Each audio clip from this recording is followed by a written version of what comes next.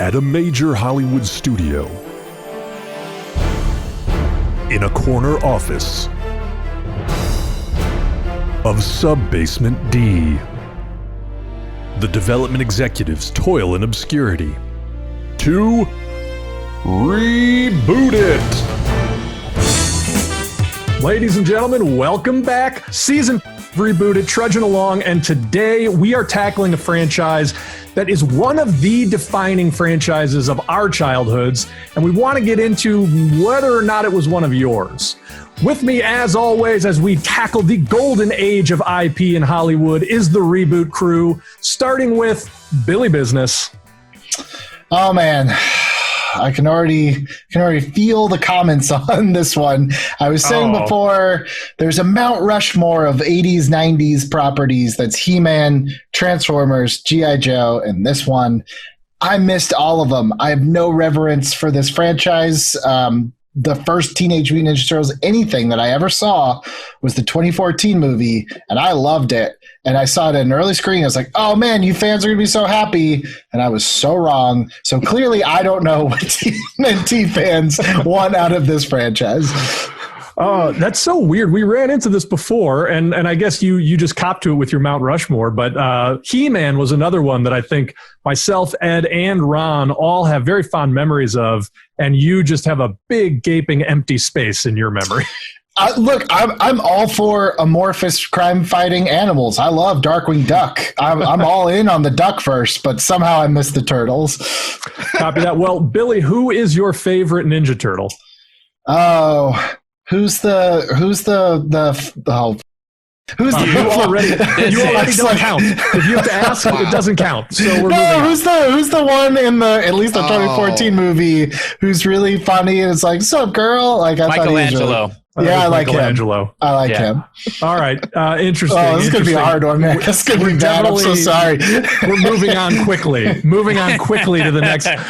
The next rebooter, you know him from Rebooted Season 1 and 2, Mr. Ed Greer.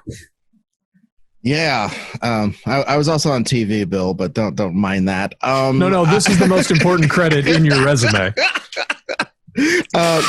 Guys, you know what? I just revealed myself as what I think I am. I am a Raphael desperately trying to be a Donatello. That's what I am. I'm trying to be smart. I'm trying to be laid back, but every now and again I just snap and have to have a leader fight in an alley. I guess that's me. I guess that's me, and I'll cop to it. So yeah, that's not my favorite turtle. Donatello is definitely my favorite turtle, but I'm striving for Donatello in a Raphael world. Donatello's a good choice. All right, and the last member of the crew, Mr. Ron Swallow. Hello, guys.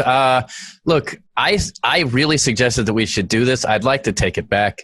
This is gonna be a nightmare. Billy doesn't even know the turtles. I know the personalities. I don't know painters, and I don't know which color goes to which. But I know the smart one, the Theodore of the group, if you will. Nice. Listen, I take it all back. If you pull that out of the ether, you're good to go. We're gonna be fine. We're gonna be fine, you guys. You remember the theme song, Leonardo, Donatello, Theodore, dude. And let me just say, as both an actual nerd and an art nerd, the fact that you can't name those Renaissance painters makes me that much angrier. So, we'll see how this goes. I know. Who's Donatello? Donatello has the bow staff. Machines. He does machines. And no, I meant the painter. Oh. Also, the painter is a Renaissance. He's a Italian Renaissance painter. Actually, Donatello, I believe, was the first of those 4 Italian Renaissance painters to live and work. Okay, so which painter is Splinter then? This is oddly inconsistent. Oh my God. Moving on, Ron, who is your favorite Ninja Turtle? Donatello. All right, we got 100%. 2 votes.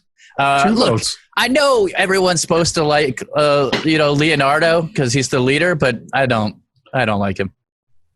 Well, I do like Leonardo. I'll just round it out. Of course you do. First of all, even though the cartoons never let him use them, nor the movies, now that I think about it, Leonardo has by far the coolest weapons. Agreed. The double katanas, I mean, come on. Agreed on that. 100% agreed on that. Mm-hmm.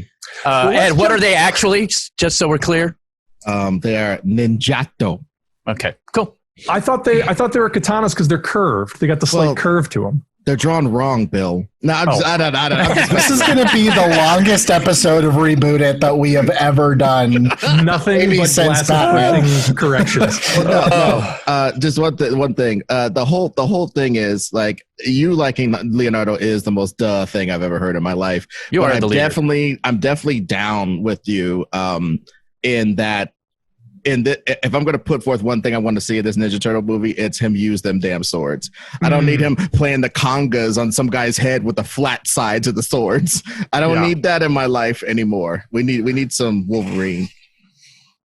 Yeah, well, there's some ways to do that, and I think it's going to be interesting to see where we go with that. So Ron is just lining up his blood-soaked pitch right now, just wanting nothing but vicious ninja action. Absolutely not. Well, ironically enough, that is where the Turtles started.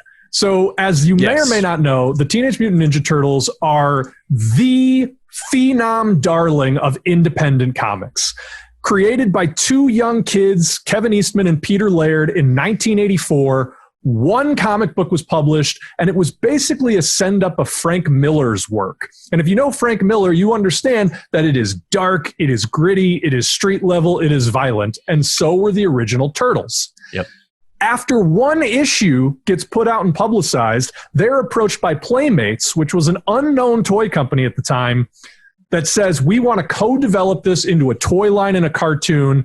And from there, the rest is history. The Teenage Mutant Ninja Turtles original cartoon ran for 10 seasons, starting in, I believe, 1986. The first live-action movie, which I remember fondly, it was from 1990. And since then, we've had 6 Teenage Mutant Ninja Turtles movies, 1 CGI reboot, and 1 live-action reboot produced by Michael Bay, very much with his signature style, and that's the one Billy saw first. And there have been 4 animated series that have run the gamut from that original 2D animation all the way up to very expensive 3D animation. There was actually even a live-action Teenage Mutant Ninja Turtles television series, in addition to a boatload of toys that absolutely defined all of our childhoods, except Billy. So, we're all a little older than Billy, so you could be happy about that, Billy. I think I'm only like 2 or 3 years, and I remember the Teenage Mutant Ninja Turtles were like such a fundamental part of my childhood. Those 2 or 3 years make a world of difference. But also, no, I think Teenage Mutant Ninja Turtles, it had staying power in a way that even the other ones on Mount Rushmore didn't, in my opinion. Yes. I feel like Teenage Mutant Ninja Turtle, like, yeah, there were G.I. Joe and definitely Transformers had its kind of heyday again with the, in the late 2000s, but Teenage Mutant Ninja Turtles never had a comeback because I felt like that one was the one that never actually went away. I totally agree. And I think that if you look at the dates on all of these things, there's never a gap. I mean, there's always some sort of turtle presence in the popular culture.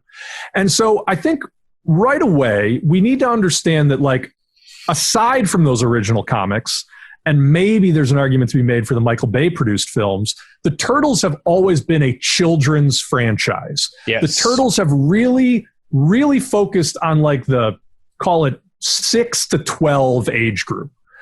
Both with the level of humor, the level of violence, the complexity of the storytelling. It's all been in that age range. So maybe that's the first question is, do we want to broaden the way we think about a Teenage Mutant Ninja Turtles movie, or do we want to keep this sort of a kid-friendly franchise? It's funny because obviously, just like you said, my first instinct is to make a bloody Teenage Mutant Ninja Turtle ninja movie where people are chopping off arms and stuff. But I think that you limit your audience when you do that, and you're not spreading, I don't know, the Teenage Mutant Ninja Turtle joy across the world as you could be through all ages. I don't know. What do you guys think? I think it's a mistake to do anything with potential large potential merchandising as an R-rated, like, I don't know.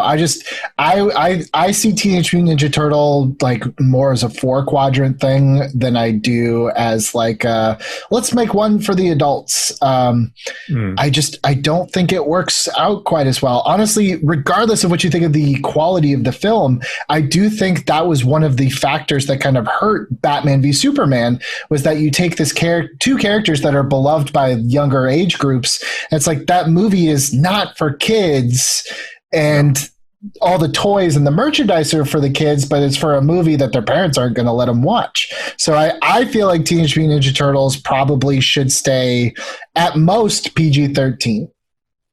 Yeah. Well, and here's the thing. If we think about the Avengers, people died in that, right? Sure. I mean, more than that, the heroes straight up murder people like clearly on camera in a lot of those Marvel movies. Yeah, they're PG-13. So I say there's still room to make the violence as cool as you can, with also keeping it within the realm of the PG-13. My only addition to all that jazz you guys were talking was just it's the opening of Winter Soldier. It's, things like that, having the turtles break people off like that, and it's obvious Cap is like basically killing or stranding in the middle of the Indian Ocean several people, with reckless abandon. And also, I think there's two different PG-13s, right? There's PG-13 because it's like they say the S word a couple times, and then they give their one F word or whatever. And then there's PG-13 that is Jurassic Park. You know what I mean? Like, Jurassic Park was not rated R. People, as a kid, you kind of remember it as being this hardcore R-rated movie your parents let you see. It was PG-13 as hell on purpose, but it was scary. Yeah. No, that's an interesting point. I do think there's a bit of a lost art to like the PG-13 scary movie, which very much was Spielberg's wheelhouse all through the 90s.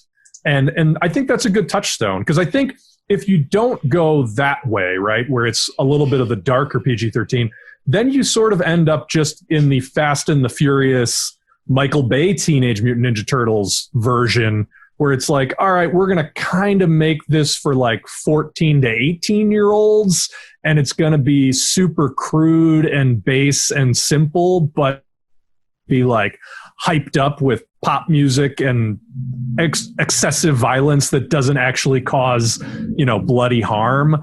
I don't know. I don't know if I like that tone for the Turtles franchise. I don't know if that's just me. Oh, wait, sorry. Are you, this is not to start a debate. I truly am asking, are you putting like, that's what you feel the 2014 was kind of in that bucket? No, I guess the 2014 I think was probably more juvenile than what I'm thinking. I guess I'm really thinking Fast and Furious, right? I think there's an urge, there's an instinct to try to mold it in that shape, in the shape of like a Fast and the Furious movie.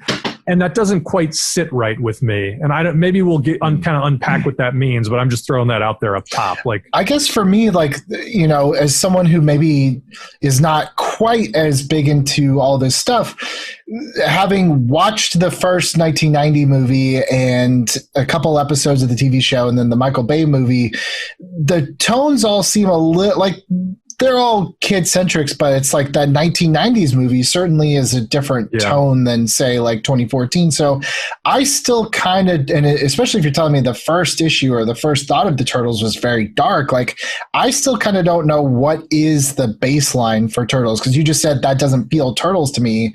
I don't really know what a turtle feel is supposed to be.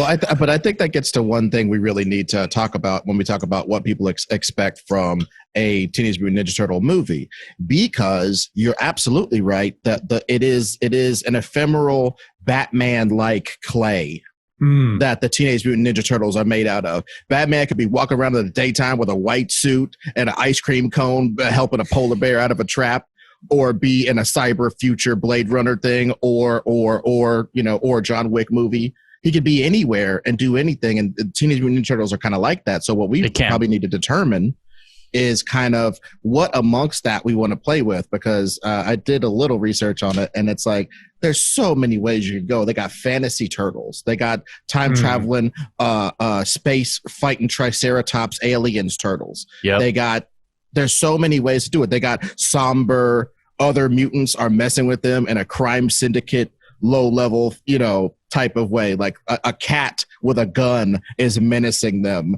on the streets of Manhattan.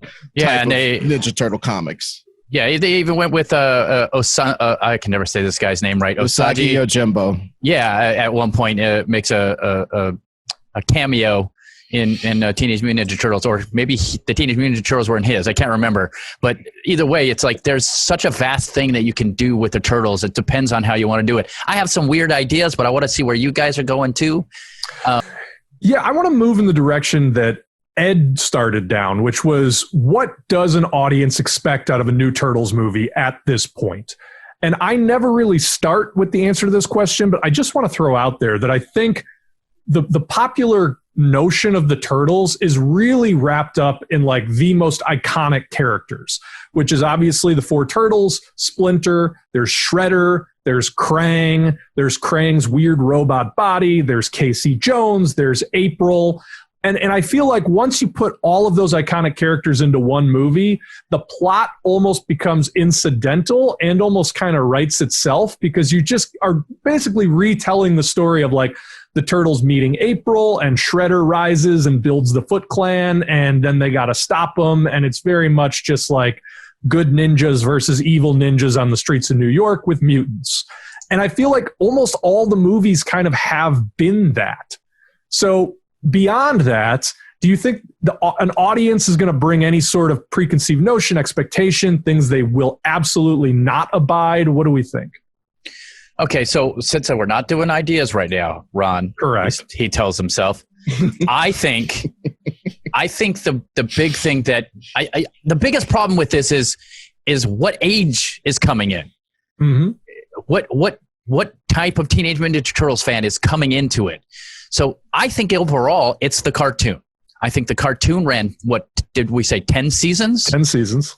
And I think kids watched that from when they were 5 years old to 15, from 15 to 25, from 20 to 30, and so on. So on down the line, from playing the video game. I think that the cartoon sticks out for people. So can I play devil's advocate to that, Ron? Because as someone who just watched that first 2014 movie, then when they came out with it was like Into the Shadows or Out of the Shadows, whatever it was, the sequel. Yeah. I feel like, and going with someone to see that one who was a big fan and very into the cartoon, they felt like that one was much more geared towards an audience that maybe liked the cartoon. It was a little bit more leaning into like the fantastical, the cartoon elements, and that one did not do well. And I'm not saying that's because of that. It was a lot of different elements, but I'm just wondering if is that who is the audience? And it's funny because I'll play devil's advocate right back at you here. And that's that most people liked the second one better than the first one. The people I've talked to who've seen it. No one went and saw it. Absolutely. It's because they didn't like the first one. So I think you both have a point. If I can mediate for a second. I mean, I do think the Michael Bay approach turned some people off to the series in general, but I do think that the second one was both more faithful to the tone and spirit of the cartoon and just objectively did worse than the first movie. So there is a little bit of fuzziness to all that. But all I'm saying is coming to that is saying that I think one of the key things is you want the Turtles to have their personalities. Sure. More than anything, I think that people come into that movie wanting the Turtles to have that, Michelangelo's the jokester, Raphael's really mad all the time, Donatello's the smart guy, Leonardo's a little conflicted, but he's the guy who brings you all together. That's they want to see all those things. They want to see their weaknesses. They want to see their character traits, I think. Okay. But can I play devil's advocate to that? Also turtle jokes. Because frankly, that's the only thing they always get right. What's the last turtle thing you saw where Leonardo was like, screw you guys, I'm going to punch you in your mouth? And Raphael was like, you want some cookies? And Michelangelo was like, leave me alone. Never. You never saw that. They always get the stupid-ass personalities right because you could put them on a sugar packet. He does machines, for Christ's sake. So it's not something that's hard to get. The rest of it, why they're chopping stuff, Yeah. Why? Where do they live? What kind of pizza? I'm just joking. But you know what I'm saying? Like the other stuff is the hard part. Make a plot where they're actually fighting something you give a crap about. Well, that's the hard part. I'm talking about what people come into expecting, though. That's what they expect. The personalities are easy to get right. I'm not arguing that you're wrong there. I'm saying this is what people expect when they come to see this movie. Well, and let's take that a step further, because I think you guys are both right, but I also think that those personalities have almost become caricatures of themselves. True. And it's because they've stayed so consistent across like every iteration of the Turtles, and they've been dumbed down, I think I can say, so much that it has just become Leonardo is a stick in the mud. Donatello is an introverted nerd. Raphael is angry at everybody, and Michelangelo doesn't care about anything because he just wants to party. But again, if this is children's entertainment, you kind of have to boil it down to emotions that they understand. So that, again, we're just kind of circling the drain when it comes to who is this movie for, because I almost feel like asking the question of like, what does an audience expect?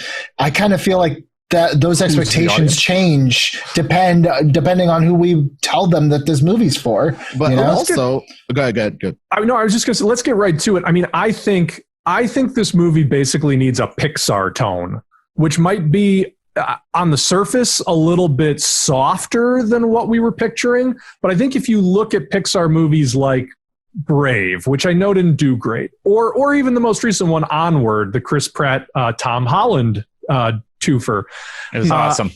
I think they strike this balance of like very much being believable sort of coming of age stories about young protagonists who have to fight, who have to go through some very harrowing trials and violence, but it never ends up feeling dark, even in the way that original Ninja Turtles movie did from 1990, where like there's a clan of forgotten children like in a smoke pit like underneath New York City, which is very like it was like they took The Warriors and made it even weirder for that movie. So yeah, but I don't know. I'd agree with you on the Pixar thing in regards to look at the Pixar movies where you were actually thrilled during it. The Incredibles thrilled me like a real person. Some of these movies, it's not about the times that they are soft enough for a baby. It's the times that they're hard enough for a grown person to feel the stakes of what Miss Incredible is going through. And number two, Miss Incredible was doing some stuff where I was like biting my nails. She was doing her adventure. But that's because you cared about those characters, which you've already pointed out. Like, I think if we can get the characters right, we just need to put them in a story with stakes, which is honestly a question that I have for the group, because you guys know better than I do. Of my limited knowledge, I feel like the little Teenage Mutant Ninja Turtles that I've consumed, the teenage almost has nothing to do with it completely. And I wonder if that's kind of a place where you start talking about coming of age. Like, they could have been 30-year-old turtles for all it mattered in both of those live action movies, the newer ones. I think that's dead on. And I think one of the limitations of thinking about it that way is being a teenager is so defined by, in 100 different ways, rebellion against your parents or against the institutions that you're a part of, whether it's a friend group, whether it's your school, whatever. And as much as the Turtles are teenagers, they don't have any of that. I mean, yes, Splinter, but he's always been more of like a grandfather figure. They have no other social life outside themselves to really sort of lose their way or try to find their place in. I think it becomes difficult to tell that teenager story, and maybe that's something we can crack as we talk about it. I mean, to me, it does sound like a coming of age thing, and it's not too, like, the fact that there's nothing to rebel against, I don't know if that's 100% true. I think there's definitely things that we can find, but also it's like they're just the boxcar children, but they are ninjas also. That's what they are. Well, I mean, I have a couple ideas that I think complicate this way more than it probably should, but also I think gives us the opportunity to address all the things that you guys are talking about, and that's making more than one movie for each character.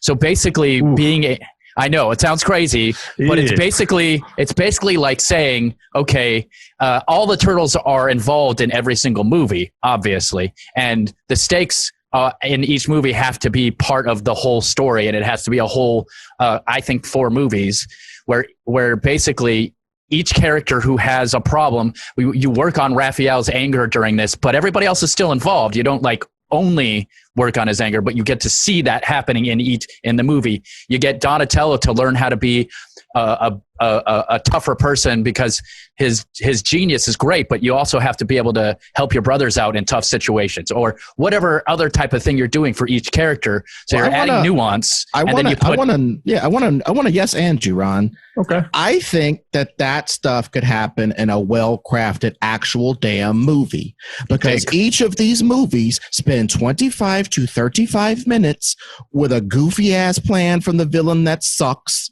and doesn't make any sense. Right? A bunch of scenes of April O'Neil being like, oh, you are my turtles from the past. Or, oh, I'm so weirded out by the fact that you are turtles. They spend 5, 10, 20 minutes on this stuff that we could just skip.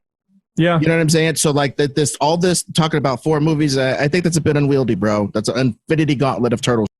But to me, that's what I'm talking about. No, but to me, what you're talking about though is in each movie, each character, and this is important. This is why I'm using my pedantic voice. Yeah. Each movie, each character stays the exact same for the entirety of it. Exactly. Occasionally, Raphael changes to I want to beat up Leonardo to Leonardo sucks, but he's my leader.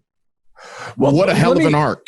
Let me jump on that, though. I mean, I think there's 2 things going on here. I think number one, looking at the 1990 Turtles movie is instructive because Raphael does have a legitimate character arc in that movie. It's not huge. You're right. Like it goes from I'm resentful of everybody to I'm resentful of everybody, but I can compartmentalize that so we can all work together. Right. It's a small arc, but it's a legitimate arc. And I mean, you definitely trace it through steps that feel convincing. That said, there is a difficulty, and I'll cop to this, Ron. There's a huge difficulty in trying to tell 4 complete round stories for 4 protagonists in a single movie. I mean, that is a difficult thing. And each of those characters is interesting. And that's, I mean, look, we don't have to do that. But I do think they are. I think that in each of those characters, the reason the Turtles work so well and people relate to that is because each person has a favorite.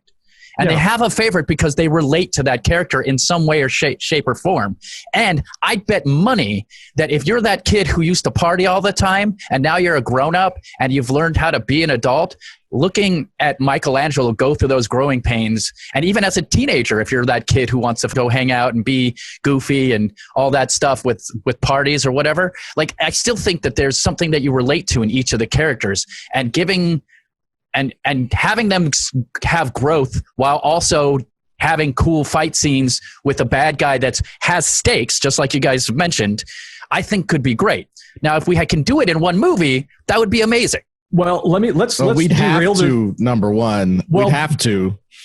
But do we? Let's derail this for a second, because what you're talking about, Ron, sounds a lot more like a streaming series. Sounds a lot more like, and Nickelodeon is owned by Viacom, so this would be on CBS All Access, which is a strike against it immediately. But maybe they sell it to Netflix and get. I was going to say they'll get that HBO money somehow. Yeah, but I'm saying, I mean, there might be something to that. Like, are we talking about an 8-part season 1 for a high end? You know, do you Damon Lindelof Watchmen, the Ninja Turtles? Okay, allow me. Can I? It's a far cry from Pixar. Well, I don't mean tonally. I just mean structurally. I mean, even so, like Pixar are made for like they're fables, I think we're thinking of like entertainment for, again, like who is this for? Like I don't think an 8-part Watchmen deconstruction of Teenage Mutant Ninja Turtles is going to float the boat of a lot of like 7-year-olds. But if that's not what we're going for, it doesn't matter, you know. Well, but also maybe that is another thing though. Maybe I know the Turtles have been much like real estate. It always retains its value. It goes up in value. You can always, and then we found out in 2008 that wasn't the case. Are we finally reaching the crest where young baby kids ain't really messing with the turtles like that no more. And we need to service these 40-year-old fat men, myself included, who want to see them murder somebody. Because again, you're probably right. You're probably right. That's also for just a lower like, cost. For a lower cost. I just want to make that amendment, because they keep making $300 million movies for children and failing. You kind of got to put some math together, guys. You are right. It's just like the one audience I hate serving the most, which is living up to the idea of what something was in your head, because like nostalgia is just, it's purposefully meant to be deceiving. It's the way you remember how it made you feel, not indicative of quality. Because I guarantee you, if you showed a kid now an episode of that Teenage Mutant Ninja Turtle series, they're not going to cream their pants like you did for it in 1991. So I really hate trying to serve an audience that is already going to hate it no matter what it is, because it's not making them feel we can't make someone feel 6 years old again. It's not possible. All I'm saying is, by keeping them exactly as they always have, that's exactly what you're doing. And that's why the people. I'm not advocating for that. I'm just saying that we need to have a change, because the ones that you liked that your friend didn't, because he liked the old stuff. Mm-hmm. He didn't like the do-rags and the beatbox and the stuff, even though that was dope as hell to me. I had a good time. I actually have almost never disliked any Teenage Mutant Ninja Turtles stuff I've seen, honestly. Like, are there flaws in it? Yeah, absolutely. Have I enjoyed them a lot? Yes. So I think there's a possibility of doing somewhere in the middle. Somewhere. Well, I do. Yeah, I mean, I think where we're at, just kind of summing up things that all four of us have said, is that we want to make what essentially amounts to a sort of a ground up reconstruction for a young audience. So, and for me anyway, I think we can maybe move away from like, does there need to be April discovering the turtles for the first time and freaking out and this and that? I don't think we need that. Does Shredder and the Foot Clan even need to be our villain? Or do we do a Batman Begins thing where you save the best villain for later? I think there's an argument to be made there. And then I think in terms of like, what are we actually trying to crack? It's the story between them. It's the interpersonal stuff that could really define like who they are and where they're coming from in a way that doesn't need to be sophisticated. It doesn't need to be mature, but is maybe a little bit deeper than sort of this template that everything falls back on, which is like, exactly their dynamics coming in and exactly what their dynamics are going to be when you leave the movie. To me, I think that's where the invention can happen. And we do still target it like, how do you make this the cool thing that maybe like an 8-year-old who grew up with the Nickelodeon series sees when he's 12 and is like, this is mind blowing. And yeah, stay away from how do we service, the aging millennials. Yeah, just tell a good story with characters that are interesting, which I do think the Teenage Mutant Ninja Turtles are. And they are also Teenage Mutant Ninjas. Turtles. Teenage Mutant and Ninja. Let me throw this out there. Kung Fu Panda is a franchise, a very successful franchise that shares a lot of DNA with Ninja Turtles. Yeah. The emphasis on martial arts, the emphasis on kind of like Eastern mysticism, the anthropomorphic animals, the fact that I haven't seen much Kung Fu Panda, but from what I understand, like they actually get the fighting really, really right. All of which I think is relevant to the Ninja Turtles.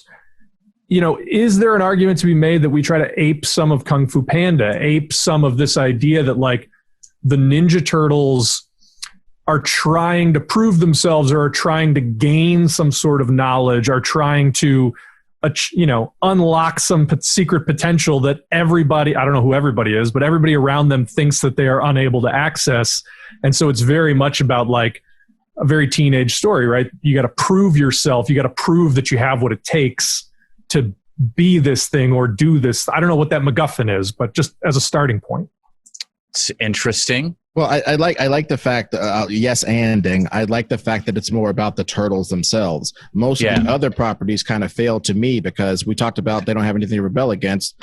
That's not true. Their dad tells them, learn how to chop concrete cinder blocks in half with your pinky, but never go out and do anything with it. Kick it in the sewer with me. And they inevitably always go up to the top and they get in all these adventures, and their very existence up above sea level is their adventure and their rebellion. But that's boring, especially after 40 years of it. Right. So we need to figure out a way for them to self-motivate, number one, and have a self-goal. You know what I'm saying? Because they've always been caught up with other people's goals. Their goal was to kill the Shredder because Shredder beat up their dad. What if we? That's not their goal. What if we put them in the Foot Clan?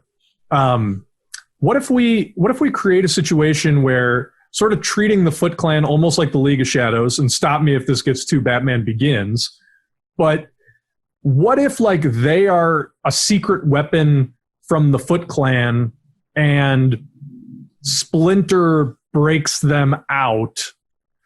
I don't know. I don't know where you go for. How do we just remix that idea of like, look, this ooze got spilled in the drain, and these 4 pet turtles that somebody flushed and didn't want got irradiated, and now the anthropomorphic rat raises them in the sewers and teaches them to be ninjas. I mean, first off, I don't think we need to do any of that.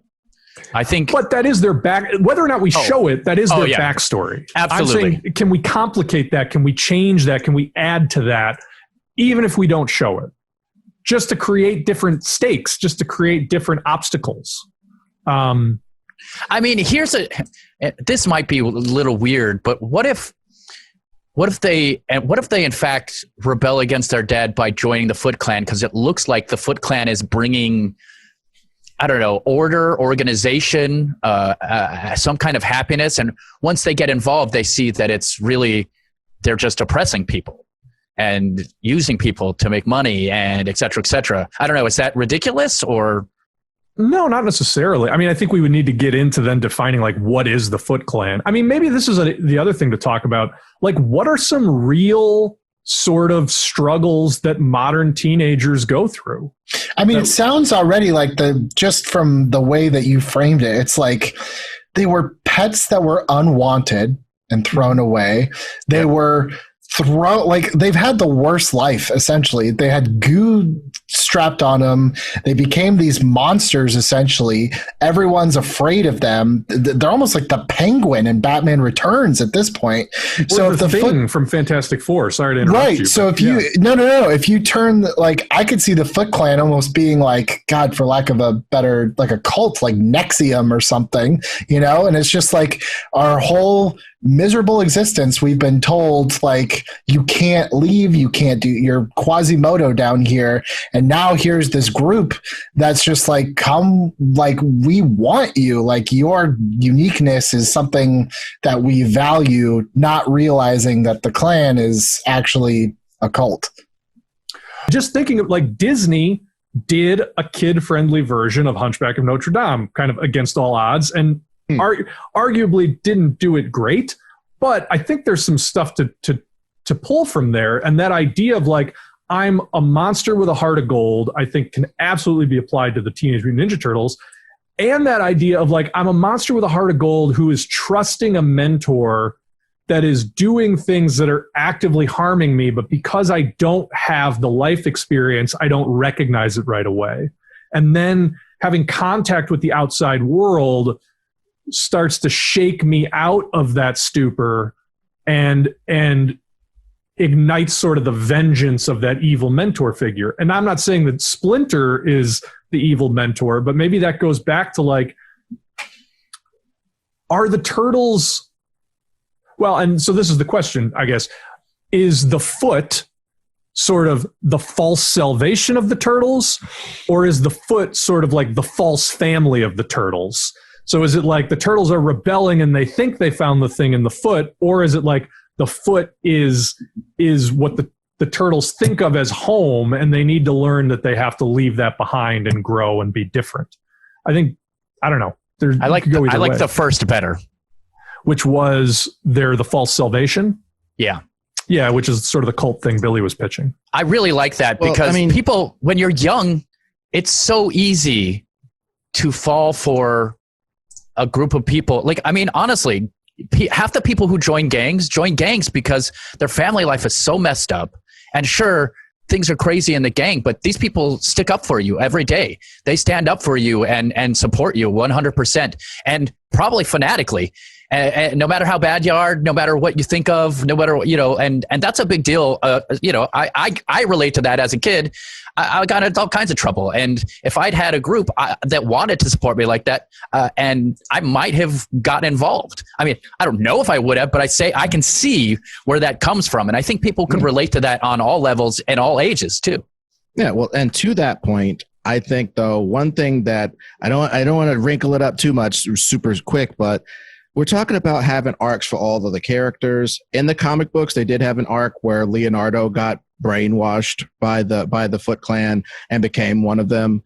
And it was a big deal to like get him back, And I'm just thinking, you know what I mean? I'm just thinking, what if it's just one of them? Well, it isn't just that. It's the fact that if we are doing a streaming service series and we can have episodes that do concern a character or another more than some others to do some of this character work, I just think, okay, I'm in the basement with my 4 brothers. We're always told if we ever go up into the daylight, our skin will burn off and will blow up or something. I'm very much discouraged from going above ground to test all my skills that I know that I have. And then when I figure out that was a big lie and that I could have been eating good pizza and stuff instead of whatever turtles find in the toilet system, and I don't envision them having this great life underground. Like we're saying, I think it might be crappy and just what a rat would think of as safe. What a rat would think of as cool to be doing. And once they kind of get out of that brainwashing, I don't know that they don't go different directions. There's been certain comic books where like Michelangelo goes to the beach and Raphael goes to train somewhere and Donatello goes to computer camp, goes like skulk around MIT learning all the stuff he couldn't learn. I don't understand why we couldn't do a thing where they all go different ways. And the whole point of the series is to get them back together, get them back focused, get their brother back and kill the guy who and beat up or detain a person who has wronged them and made this happen to them. I think there's 2 things to that, Ed. I think number one, I think we've moved past the idea of doing a multi-part series. So I think we should be talking about this as a film, unless anybody feels very strongly otherwise. But then I think number 2, there is value. I mean, if you want to talk about the other part of being a teenager, and this is someone who came from a family with 4 kids, it is learning how to coexist with these, with your siblings, with these other people that you got to share your life with, whether you like it or not. And they've done a lot of that in previous movies. I mean, the whole first movie was Raphael, going off the reservation and them having, them not wanting him around and then everybody having to reconcile. I know some of that was in the CGI animated movie from the mid 2000s. But maybe there's a story. Maybe there is a story there. I mean, maybe I don't know I never saw that CGI movie, but like maybe we marry this to this idea of like the Foot as being this sort of cult savior. I don't know. I just think the way that the turtles are set up, like they do hand you such a tragic backstory for these turtles, but it's like these turtles, at least a couple of them, are just like so happy to be alive. Like they never really talk about their emotional pain. And I'm just like, my God, if the first thing I was given was like life in the worst circumstances, and to know that I was rejected, not just at like by an owner of a pet, but then to like, you as humans screwed me up and rejected me again. Like I almost feel like it's like there's a huge emotional gimme that we're just, either we are, but definitely other media is just kind of like passing up. They're just like, oh, well, yeah, we just like to do karate and eat pizza. It's like, well, let's figure out you probably have some serious abandonment issues at this point. First off, it's ninjutsu. Okay. Don't call it karate. Get it together. No, I'm just kidding. But yeah, you're 100% right. I think there's an opportunity there to do that. And it actually makes a lot of sense with each of these guys' personalities, that each of the thing that they do is the thing that helps them not focus on the tragedy. I mean, that's half the reason people are comedians is because if they didn't laugh, they'd be crying all the time. Okay. So, but just to let yes and all of that then. Yeah. No series, get it. But the trauma of either losing or being abandoned. You said abandonment issues. You're a turtle. You're 10 years old. You're 11, you're 12, you're almost a teenager. And the person who raised you to be underground disappears one day or is just gone, to get snatched away. He goes out on a food run or whatever to get you some stale pizza, and he just goes away. And you think he did like the pack of cigarettes thing. And then you got to, you're a trained ninja, you're 12. What do? You could join a ninja gang. You can do all types of stuff. I'm just saying, like, we're talking about abandonment issues, dramatizing that on some level. Is it because under Splinter's guidance, they will always be good guys? Can we just kill Splinter off like pretty early then? or just have him disappear. Just kill him off. We don't need him. We don't need him. He's Obi-Wan. You kill off Obi-Wan in the second act, you know? I kind of agree with Billy because, listen, the first movie did that exact thing with Splinter. The Foot Clan kidnaps him. They don't know what happened to him. They're really sad. They don't know what to do with themselves, and they gotta pull it together. I mean, that is the first movie. Let me also say this, Ed. One thing you brought up, we talked about it earlier. We're never certain about what age they are other than teenagers. What if we treat them more like the Stranger Things kids? What if we treat the Ninja Turtles as like they are 13? Like they are just on outside of adolescence. That's interesting. You know what I mean? Like make them small, make them underdeveloped, kind of immature and juvenile, not just in the crude potty humor cowabunga way, but in the like, I don't know how to take care of myself. Like, dude, I don't know how to get my own pizza. And also what that does is, again, and I'm sorry, all roads lead back to 40-year-old fans, because in the original conception of the comic, they were actual teenagers. They were little, and it wasn't some easy thing for them to beat up 1,000 ninjas. Beating up ninjas was hard, and beating up Shredder, like in the first movie, that was very faithful to the comic book. It took all 4 of them half an hour to beat Shredder. That's how kiddie they were. Now, when you look at the new conception of the characters, they get buffer and buffer every damn day. These fools drink HGH instead of pizza. And then they got these big Barry Bonds heads, and they're 18 feet tall, and they're beating the hell out of everybody, throwing Volvos at everybody. That's not cool. And it's not adventurous. And it also doesn't put them in the kind of danger that you want them to be in. I mean, again, our characters, we've talked about this before. You have to worry about your characters in action movies. Like it helps. You basically want to make this a Goonies adventure with mutant turtles. Is kind of what we're talking about here. Huh. And let me take this one step further. I mean, I love the idea of the first 10 minutes of the movie, right? Like the ordinary world section of the movie is literally just like Splinter doting on them like a dad, rather than being this decrepit old mentor figure.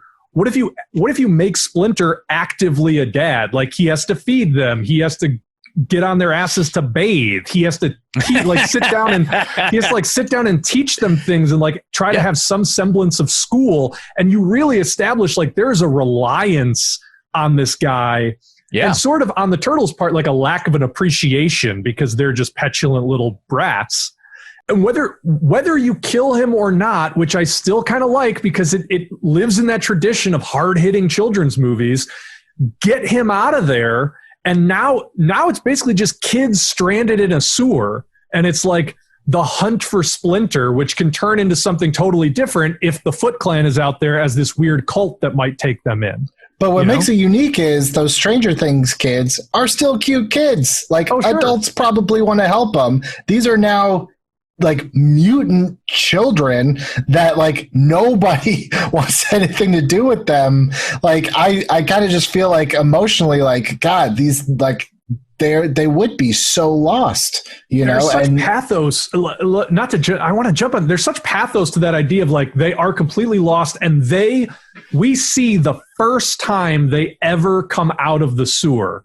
You know what I mean? Like the first time they ever see daylight in their lives is in this movie. That's what I'm saying. And it's not out of like a heroic sense of like, I want to do this. It's out of like pure necessity and survival, you know?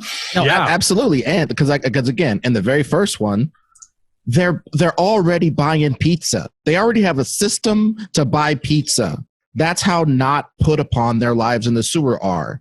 in the very first conception of it. And it's just like, no. They come up, they get a piece of pizza crust, and a cop almost shoots them in the head. You know, it's like, this world is scary. People are screaming at you. I love all that. And I mean, think about it this way too, like that immediately then, like, because they're completely naive to the ways of human culture other than what's been in these books that Splinter has read them, right? So then it becomes, they try to interact with humans. They're treated as monsters, to Billy's point from earlier. They're, you know, people freak out, and now it's like they're on the run. They're like street urchins on the run with nowhere to go, no money, no food, no whatever. And that could lead them to the foot. If the foot is just something totally different that has like nothing to do with their origin, I don't know. Maybe, honestly, guys, like maybe the foot, you make it almost a little bit more of like the foot is some Lovecraftian sort of apocalyptic cult that like gathers in robes and like weird. Okay. This is going somewhere. I like this. No, I want to yes and you. Yes. This is why we're here, gentlemen, because the Foot Clan never, and the Rock means never, really, unless you go to the IDW comics, get that mystical, Karigi, Night of the Demon, ninja, bring Elektra back from the dead, bring zombie soldiers back to beat up Daredevil, evil, ninja, culty stuff. They never really get into it in the movies. We could do the first actual movie rendition of ninjas as, yes, we know all these martial arts, and they're the tip of the iceberg of the power that we wield through these arcane means or whatever. Although, like I said, fantasy and sci-fi, I get the willies. I get the willies and the double mumbo jumbo. But that's why I say Lovecraft, because I think there, you know, that's a way to turn fantasy into sci-fi, where I'm not even sold on the idea that the foot needs to be martial artists. I'm just saying if they're this weird apocalyptic cult that is waiting for the first emissary from the higher dimension, which could, by the way, we never see it in this movie, but could be Krang's dimension X, right? It's got 100%. They're praying to some elder gods, and they're waiting for him to send an emissary, and then these weird mutated green alien looking things show up. And suddenly, like, not only is this a place for the turtles to belong, but it's a place for them to be worshipped by this cult. And then between them, they can have that disagreement we're talking about, where some are like, yes, these people are going to take care of us. Let's buy into this. And some of them are like, no, this is weird. Like, there's something off here. And you break up the group. And then, I mean, even if you turn like the Turtles' first appearance into some Weekly World News type thing, there is a way to shoehorn April in there. And now, you know, if we talk about killing off people, April gets shot in the head trying to save. I honestly think with the story that we're telling, you don't need April. I don't think with any story that's told you need a Casey Jones. That is a character that I do not get at all. So let's leave him far out of this. Well, it's super interesting because ninja mutants, and Whitey walks around with a hockey mask, and you want me to give any iota of about that? Like, that is the least interesting thing you could put on screen next to a talking Ninja Turtle. Well, honestly, he was in there to show... No, Ron. Nope. There's no justification that you can give me right now that Whitey in a hockey mask is in the any comic sort book, of he was basically equal. there to show that Raph, while an angry person, had some morals and boundaries that he wouldn't go past, because Casey Jones is like gonna kill a person for. But that's a different story. That's a different. That's a different franchise. I'm just saying. Why is he with Turtles? Leave him out of this. Leave April out of this. I'm fine with that, but here's what I'm fine with both of them being out of it, especially for this first thing. I was gonna say here's what we could do, given the setup, is like make people in the cult your supporting characters. You know what I mean? Like, we don't need to shoehorn in the reporter and the weird hockey mask vigilante and like the mad scientist. Although I do think there's room for like Baxter Stockman to be like a cult leader within this foot of the cult, or the cult of the foot. But yeah, well, so are we going? I was just saying, besides the Foot Clan, are we using anything else from like the 2000 and everything movies? Is that, you know what I mean? I don't know if we need to use anything I don't know if we need to use anything unless we want to say that, like, is the foot going after the ooze or whatever it is that mutates the turtles to begin with? And, like, is that part of their plan? And, you know, I always love getting more mutant creatures into a movie like this because I think that does put the kids' butts in seats and I think it's fun to watch. But I don't know if we need to go full Bebop and Rocksteady. I guess I'm still... Now that we're talking about this weird cult angle, I'm still flailing a little bit about the tone. Like, yeah, and I got another problem. Who are they fighting? Why are we seeing their ninja skills if there's nobody to fight? Like, we need to have something that they're fighting. Let's reverse engineer this. I think, first of all, they need to either be fighting robots or alien creatures so they can go ham with their weapons and we don't have to see a lot of blood. Okay. Yeah. Bill, to answer your previous question, as soon as you said it, my mind immediately switched gears from Pixar to Stranger Things. And I wonder if, like, I would put this more in an Amblin camp than I would a Pixar camp at this point. Okay. So, I mean, do we then lean further into the sci-fi, which I know we haven't been going that way, but, like, are there upside down style monsters? Does this cult of the foot actually have access to some other dimension that we can get weird creatures that come out of that the turtles can then? Well, I like the cult using the turtles instead of worshiping the turtles, by the way. I like them. Fine. I like them using them to get things, to get power, and sending them on missions to find things that they need to, like, maybe get some of these things that are going to come and start killing people. A little bit like Fagin in Oliver. Yeah. And on top of that, I think it would be interesting to have one person who's either has infiltrated the cult and is pretending to be part of the cult to help start freeing the turtles, or if you have to do April, that's what you do. Oh, I thought you were going to say he's making a case for Casey Jones. No, Casey Jones needs to right out of this movie. Casey Jones completely. Played by Jensen Ackles. But I think you can have April being investigated. Like, look, there's a great little indie sci-fi movie called Sound of My Voice, which is essentially the same setup of a reporter goes undercover in a cult to do an article about it and whether or not the cult ends up being real or not. So I think if you're going to get April in there, that's how you do it, is she's part of this cult, but really she's maybe either investigating or helping them out or something. And in some way she has, like, information about mutants and has an idea that what the turtles are. And so she's not afraid of them for whatever reason. Because I like that even better, you know, like, and then she's like, these are kids. I can tell these are kids in this cult, you know? And she wants to get them out that way. So at least that way there's, like, someone who's working to get them out. And then on top of that, you know, they start bringing themselves back together because maybe they miss each other because they're siblings. Yeah, I also think there's some way to make the Foot Clan. I don't know how you're going to shoehorn fighting into this. I'm not even going to touch that at this point. But I am going to say, if there be monsters, the Foot Clan made the monsters, whether they cop to it or no. Yes, the Foot Clan made the monsters. That's to me fairly obvious. 100%. So if we kind of, and I think amongst the monsters, again, not trying to be the 40-year-old fan, but, like, one of the great things about the hand, which the foot is modeled on, is it wasn't just ninjas. They weren't just, oh, I'm a ninja. I was an auto mechanic that was homeless 3 weeks ago, but the Foot Clan done saved me and gave me some ninja lessons, and now I get to fight turtles to a standstill. Get out of here with that. That's insane. So the whole point was the hand made you. From the rooter to the tutor, they made you they almost bionicized you. You were a super thing once they were done with you, and they did it with arcane means and different stuff like that. And if you have some special potential at ninjutsu, then they could make you into, like, a world beater, a person that could literally take over the world with ninja skills. So I just think if the Foot Clan that we run into are uber ninjas, where, like, one or two of them could beat up the turtles, especially because they're 13, I think it just adds a layer to it. No, I think that's interesting. And the thing that Oh no. Oh no.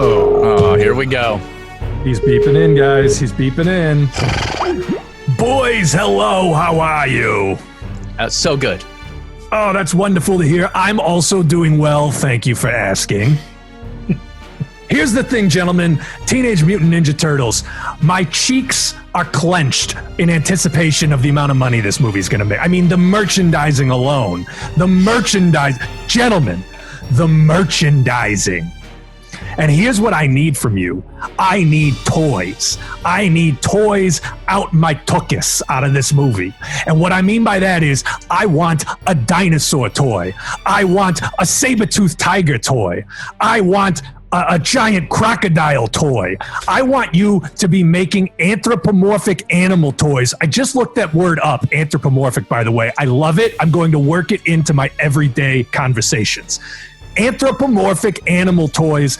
At least 6 non-turtle anthropomorphic animals in this movie, and one of them should be a dinosaur. Does that work? Does that work with what you're doing? So well. Of course it does.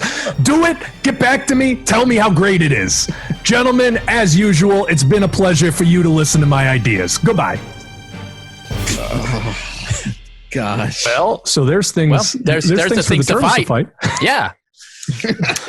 Oh man, I can't wait to see a guy with a Tyrannosaurus Rex head.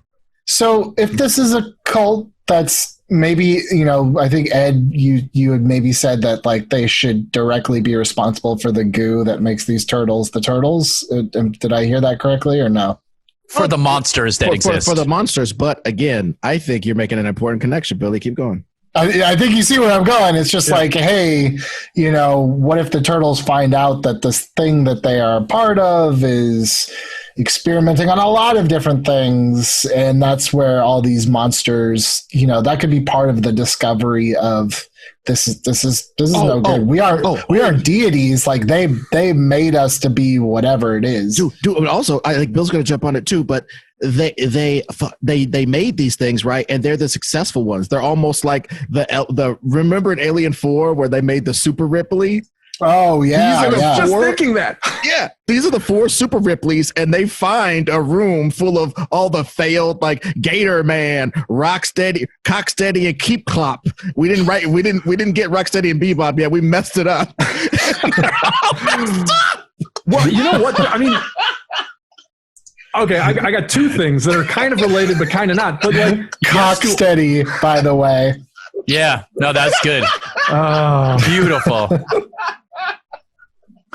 Okay, that's actually a new pill out on the market. I don't know if you know about it. I think Peters is taking them. Yeah. Okay, wait. So here's the thing. Number one, I'm just picturing a scene, right, where the foot cult has these rituals where you have to drink a thing, and you're basically drinking some weird mutagenic ooze, but they're treating it as like the spiritual thing, right? And every time somebody drinks something, it's like body horror. They're going to turn into something, and you just don't know what. And so you could get all of Ed's failed ones. You could get like a Tyrannosaurus Rex version. You could get whatever you want. And I think there's a way to do that isn't super Cronenbergian, right? That isn't like horrifying, but it's just you're drinking basically like a weird DNA cocktail that will turn you into some version of an animal, and then that's how you live. But again, if we're doing it slightly stranger things, like I'm okay with it not being Cronenberg, but I do think kids like to be a little scared. Mm-hmm. I definitely think it's funny because you wouldn't think this movie, but Shazam had like the right amount of like scare the crap out of a kid, Well, and so here's the thing then. The foot can convince the turtles, we made you, we are your parents, right? Like you were just products of this same ritual that creates, that turns us into these godly beings. And so you are one of us. But it could just be, and there's something interesting to this. The turtles find out that no, they were just turtles. Like the cult flushed some of this ooze down the drain or whatever, and they were just turtles. Yeah. So it was like they were accidents. They weren't chosen ones, part of the cult like they were told. They were accidents. So you get your sort of late second act come to Jesus where it's like, there is no purpose to us. Like I like that, and that's why it worked for them, because they weren't human to start with. Mm-hmm. Yeah, they're not an abomination. Exactly. And the person who discovers that is Donatello, because he does machines. He's able to hack up some stuff and see all the stuff they're doing. He's at least part of it, because like I said, they never really, every time Donatello does something with his mind, it's just to make some goofy animated weapon for them to use, or the turtle van, or like a thing that cuts the pizza 15 ways, or so, you know what I mean? Some weird crap. I would love to see him be able to contribute to the story. I just threw that out there. Me too. Agreed. Interesting. I feel like there's still a piece of this that we're maybe not getting, but I'm trying to just come up with like, what is the foot using the turtles for, to Ron's point about like, well, I think it's to get MacGuffins. I think they're going to use them to get some kind of MacGuffin. Sure. But like, to what end? And I guess where I'm going with this is to open the portal to the X. Right. And I guess I'm still trying to wrestle with, is that real or not? Because if they're mutate, like part of me is thinking this, they're mutating humans in secret and then trying to sell it to the cult as like, these things are coming through the portal. But then like, why would they be using the turtles to fight those things?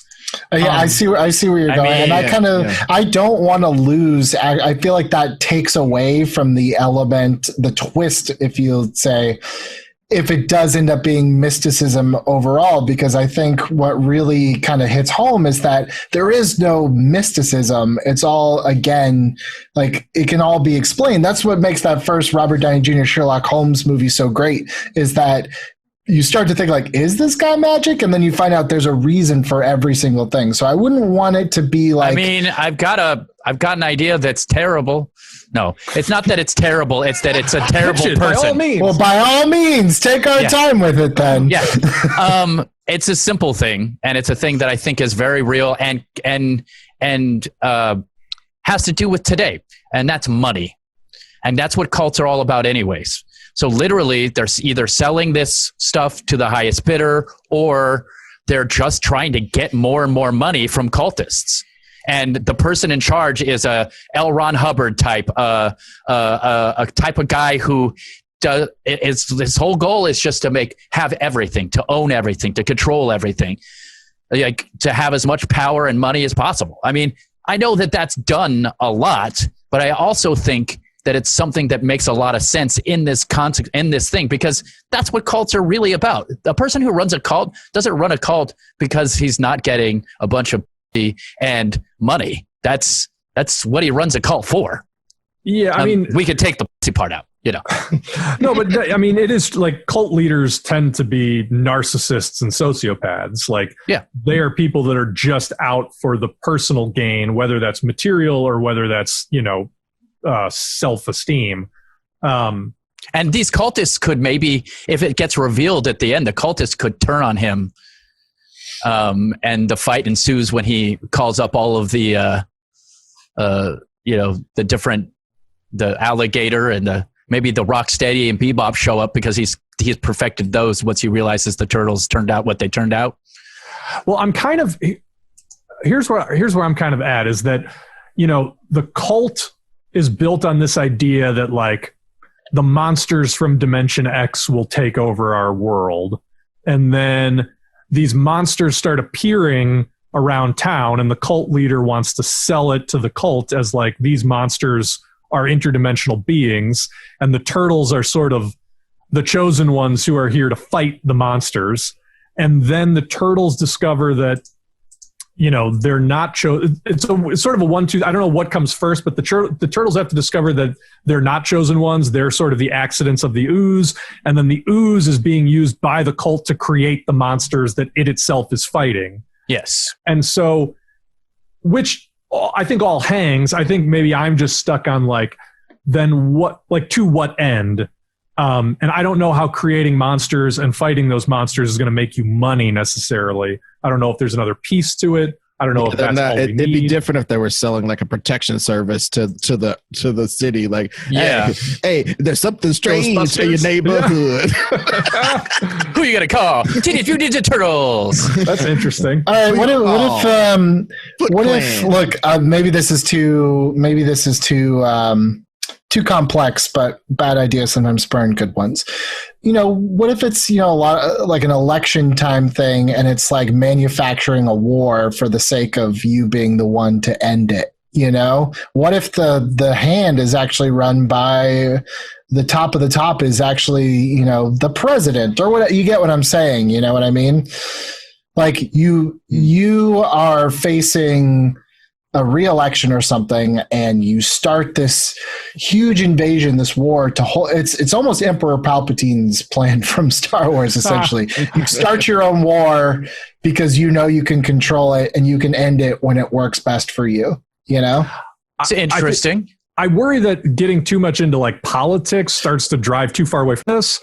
But that idea that like, an adult is willing to trick you to hold on to their position of power is definitely an interesting lesson to put in a movie like this.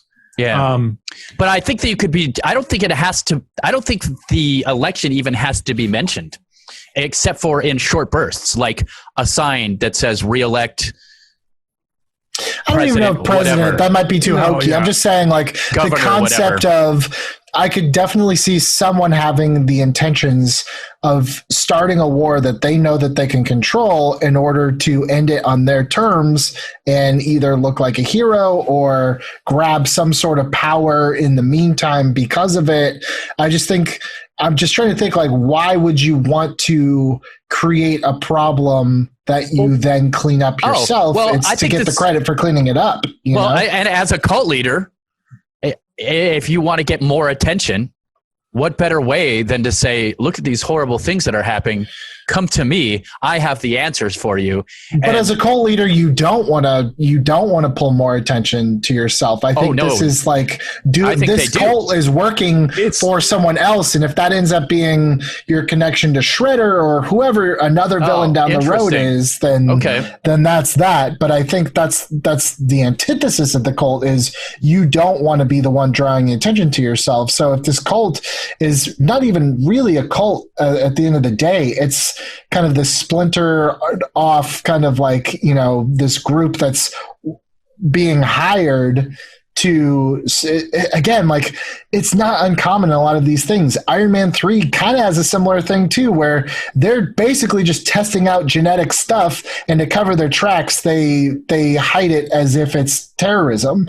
So I'm saying, like, it's all in the same vein. I'm not saying it's like wholly original, but I'm just trying to answer the question of why would someone create a mess and then also create the solution and have that all be contained? There's got to be more to it. I mean, I like that idea that it. Well,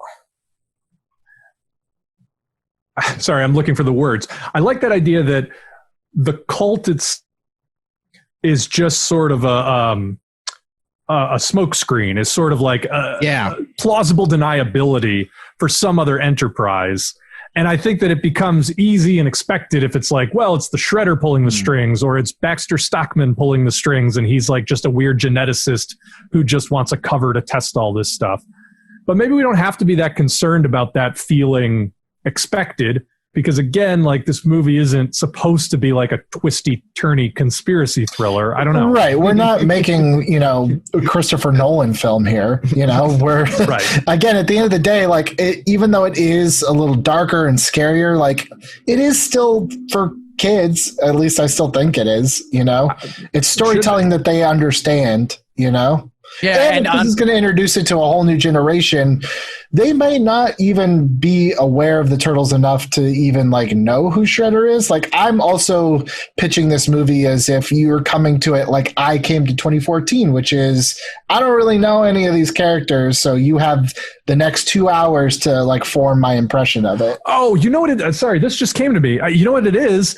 The Turtles find out that all of these monsters they've been fighting are these weird experiments, And out of empathy, they decide they need to go save all the monsters. They need to go save all the science experiments from being these science experiments. And so it becomes like the turtles splinter off from the cult. Maybe the turtles pull a Batman at the end of Dark Knight Returns with his Sons of Batman, turn some of the cult members to like their side, and they go stage a raid on whatever sort of like scientific consortium is behind all this so they can rescue the monsters, rather than perpetuate this idea that like these monsters are coming from another dimension and there's this cult that is either summoning them or that exists to fight them, whatever it is. I don't know if that completely hangs together, but I don't know. It's just, it feels like that's a good third act. Like, and let's it's go also infiltrate and save. And it's also like a cool thing because they've kind of worked their way out of the cult on you know, of their own cognizance a little bit as well, with maybe a little help from April O'Neil. Yeah, and I think you also just need to drive home sort of the story point of like, they should rely on each other as like they get to define their own family, right? And like, yeah, they need to reject the cult as this surrogate family. They need to not only find each other again, but then I think it's powerful that they extend that out to other people. Like, yes, we can be their, like, not only have we moved past the need to be protected, but now we can set ourselves up as their protectors. Like, we take on that responsibility. And we're setting up as heroes for future movies at that point, because now they've made that decision to help others. That's wonderful. You are uncharacteristically quiet during all of this. Yeah. What, me? Yeah. Oh, no, because I'm not trying to know Andrew or bring up some crap from the comic books. I'm trying to be a willful collaborator and be a good guy, and I'm doing it barely. I do like this thing of taking the creatures, but I also think it's one of these things where if I don't know why it couldn't be that they actually have found a way to tap some interdimensional source, and the slime residue crap of that is the ooze, which interacts with animal life in one way and human life in another way. Okay. And the whole thing, like the Stranger Things thing, they're trying to open up portals, and they open up little portals and weird little creatures come out, but there's giant, like, eat the city monsters in there that they can extort the earth with or whatever. But but also they're just guys. They're just creatures. They're not monsters. They're just creatures like our creatures.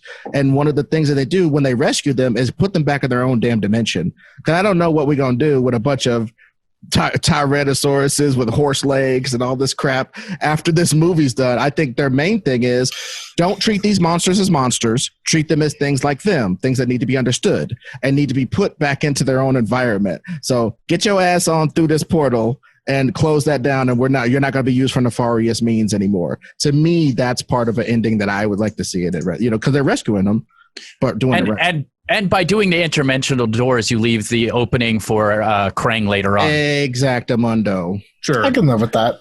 I'm fine with that. Yeah. All right, let's start casting this thing. We need, you know, Leonardo, Donatello, Raphael, and Michelangelo. We should talk about, too, are they going to be full CG like they were in the 2014 movie, or are they going to be some combination of prosthetics and CG? Are they going to be a full suit? I still like the suit. Oh man, I'm voting CG. I think the era of the suit is over. I lean towards the combo. Because I want to see dudes kicking butt. I don't want to see CGI. Like, I don't want to see martial arts where it's just like looks like a video game. But if it's motion capture, that's all in the choreography, right? Yeah, that's true. I don't want to see. I don't want to see a poor stuntman struggle to lift his arm over his head in one of those suits. Okay, it's 2020, guys. That's already hard enough. I know, but for me, I think there is some merit to a so-called combo, and I don't mean a combo as in this little part is a CG. I mean this whole part right here is CG, but then this head thing is sort of there, but then they enhance it with CG. All I'm saying is the original Iron Man movie, to me, the effects in there hold up, and that was, I think, the last one where they made a chest piece that was real, but then the arms are fake. this joint is not there. It's just green. The helmet, you know what I'm saying? Different parts of it were real and different parts of it were fake. And to me, the verisimilitude in that movie is far greater than when he goes nano arm and it goes. You know it's the same thing. It's the same thing with Deadpool. I mean, he's in a real suit, but then they're animating the eyes and they're animating parts of the face, and they're just using CG to smooth it out. And I agree. I do think that brings a level of realism to it that I think was a major weakness in those Michael Bay produced movies. Because they mocap the crap out of those Michael Bay dudes. They mocap the crap out of them. But they were, again, huge Volkswagens in shells kicking the crap out of normal people with no danger ever. I mean, I felt no danger for 4 hours of those movies. There was zero danger because these behemoths. And they weren't quite there. They were just so light. But the bottom line is, I think in 2025, when this gets greenlit, they'll have the technology to either make the CGI good enough or make a combination of suit and thing good enough. So, yeah. That's what okay. I would say the same. Okay, so the four turtles, Master Splinter, April as this undercover cult operative, maybe a cult leader, whether that is Baxter Stockman or Oroku Saki or whoever it's going to be. And I mean, maybe that's probably it, because the rest of it sounds like there's going to be a lot of Guillermo del Toro style creatures and things like that. But let's focus on the main four turtles, Splinter and April, for right now. Okay. Any strong thoughts out the gate on any of those? Oh, let's see. Oh my God.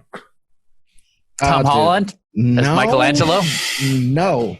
I mean, actually, Tom Holland, Jensen Ackles, and Jared Padalecki just check 3 boxes. All they got to do is voice performances. Yeah, it's done. But do they? Because now you've put them in these ridiculous suits. That's true. Well, I do think it's going to be. I mean, I think the suits you're are going to use be stuntmen.